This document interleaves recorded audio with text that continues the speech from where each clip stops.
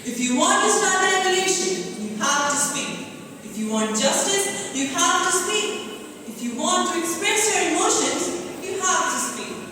A very good afternoon, everyone. I'm a student of Sanskriti KMB, and I strongly believe that hate speech is an integral part of freedom.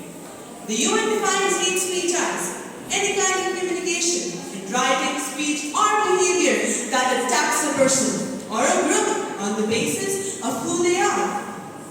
I understand the views of the proposition, but I would like to argue that feelings like hatred are very human. Furthermore, being subjected to hate speech helps us become more tolerant towards criticism, which is integral because a world without criticism is a world without improvement.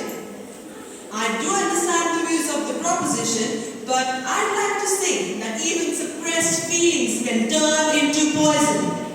We need to understand that bottled up hatred can have adverse effects on our physical as well as mental health. Instead of focusing on the way of the expression, the root cause of the issue should be addressed.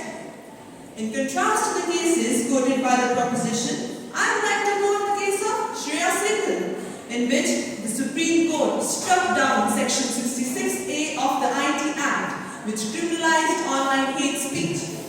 The Supreme Court agreed that this act was a disruption to the freedom of speech.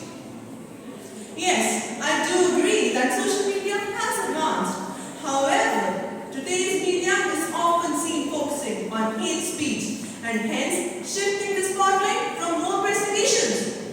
While the proposition claims that personal views can often lead to a battle of wills, it is important to remember that numerous views that were considered highly objectionable earlier, like women's rights, are now a commonplace. My friend divided ideologies into black and white with no gray. In contrast, I'd like to say that the freedom of black people and the end of slavery was influenced by speech, activism, and violence. In this case, what is considered hate speech? Is it the abuse and exploitations that the black people were subjected to? Or is it the civil war and the violence instigated by the black people in order to be free? I'd like to argue that hate speech in reality has a lot of gray. To recapitulate, I'd like to say that history testifies how hate speech has been an integral part of most of the timeline, including freedom struggles. However, we all know that anything beyond a limit is harmful. Hence, just like how hate speech beyond a limit is harmful, quietly tolerating oppression is also devastating. The truth is bitter but necessary, and the art of sugarcoating the truth for adoption is mythology, my dear. Thank you.